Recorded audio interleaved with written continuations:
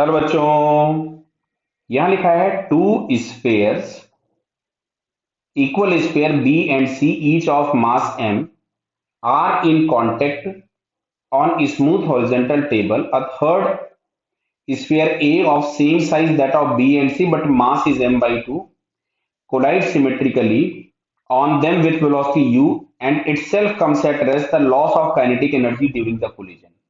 तो kinetic energy में loss चाहिए, मतलब हम लोग अगर इस पूरे सिस्टम में दोनों की फाइनल वेलोसिटीज निकाल लें तो हमको पता चल जाएगा. और ए वाला खुद तो रेस्ट पे आ गया था, तो फाइनली हमारे पास जो भी एनर्जी होगी वो केवल बी और सी के पास होगी. अगर हम इनके सेंटर्स को ज्वाइन करें तो ये जो एक ट्रायंगल बनेगा ये एक इक्विलेटरल ट्रायंगल होगा. क्यों? क्योंकि सबके साइज सेम दिए, सबकी रेडियस सेम दी है.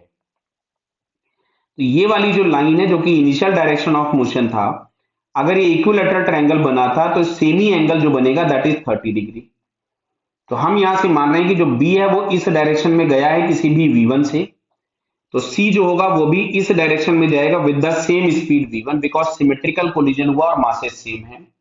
तो अगर मैं इस एक्सिस, इसको मैं अगर एक्स एक्सिस लिख दूं तो कंजर्वेशन ऑफ मोमेंटम अगर एक्स एक्सिस के लॉन्ग लगाओगे तो इनिशियल मोमेंटम मिलेगा m by 2u is equals to m v1 cos 30. v1 का वो कंपोनेंट जो एक्स एक्सिस के लॉन्ग है और इसमें ऊपर और नीचे वाले दोनों मासेस का यही होगा, तो इसलिए मैंने उसको 2 कर दिया. तो u by 2 v1 cos 30 की वैल्यू मिलेगी √3 by 2 इंटू 2.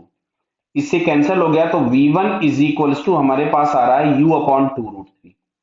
मतलब ये जो दोनों ऑब्जेक्ट थे इनकी फाइनल वेलोसिटीज, मतलब b और c की फाइनल वेलोसिटीज हो गई u by 2 √3.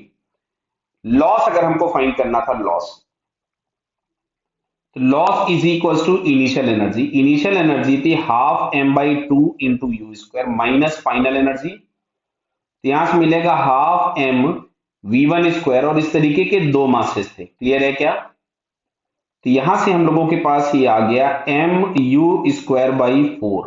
क्लियर है? माइनस